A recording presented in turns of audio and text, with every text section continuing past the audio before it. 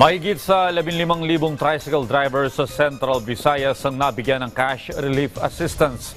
Kaugnay niya, nagsimula na rin sa pamamahagi ng fuel subsidy ang LTFRB Region 7 para sa mga driver at operator sa transport groups. Ang detalye sa report ni Jessie Atienza ng PTV Cebu. Maaga pa lang, pinilahan agad ng mga tricycle driver ang mga designated areas sa bawat lungsod kung saan maaari silang makakuha ng kanilang cash relief assistance mula sa Department of Social Welfare Development o DSWD Field Office 7. Bawat isa ay nakatanggap ng tig 5,000 pesos na tulong sa kinakaharap na krisis sa patuloy na pagtaas ng presyo ng petrolyo. Ayon sa Regional Director ng DSWD Field Office 7, nasa mahigit 15,000 tricycle drivers mula sa 10 lungsod ang target nilang mabigyan ng cash relief assistance sa unang pag-roll out nito sa Central Visayas. Tricycle drivers patakaron, April 8. Sa April 16, tricycle drivers gyapon pero sa municipalities. So tanang munisipyo sa Region 7, actually across the country. And then sa April 21 to 24, diha na punta mag-payout para sa mga PUJ drivers. Dayon sa April 28 to 30, katong ubang drivers sama sa taxi, delivery drivers, as long as na-endorse sila sa LTFRB. Kasabay nito ay ang pamamahagi na rin ng Land Transportation Franchising and Regulatory Board o LTFRB 7 ng fuel subsidy sa mga driver at operators ng transport group sa Central Visayas. Nasa halos 6 na pong mga UV drivers at 3 operators naman ang una nilang binigyan ng fuel subsidy na tig 5,000 pesos. Pagtitiyak naman ng Regional Director na isusunod ang iba pang mga driver at operators sa oras na lumabas na ang karagdagang pondo sa fuel subsidy.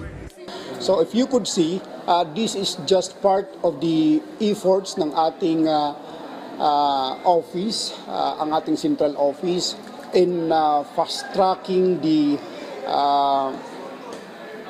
itong pamimigay natin ng fuel subsidy sa ating mga drivers and operators. Ang mangyari nito is per instruction from Malacanang, from the DOTR and from our central office, ang sisikapin nating walang may iwan na driver na hindi nabibigyan ng subsidy. So, continuing itong ginagawa natin.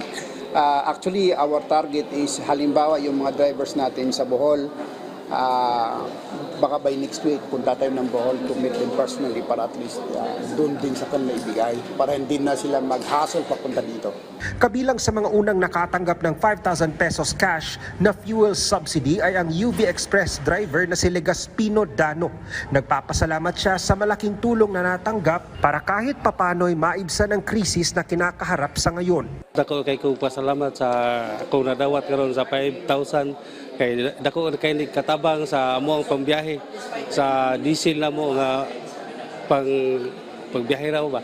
So dako kay ni sa katabang kay so para karon ka mahal ang diesel kuan mo pamagi nga maka biyahe mi kuan dito sa gikan Balamban ka biyahe pa dong SM nga nigabot mo dito para maka kuan mi sa diesel amo lang ipundo mo sa kanan dili na mi mo balik para ugma lang po may magkabiyahe.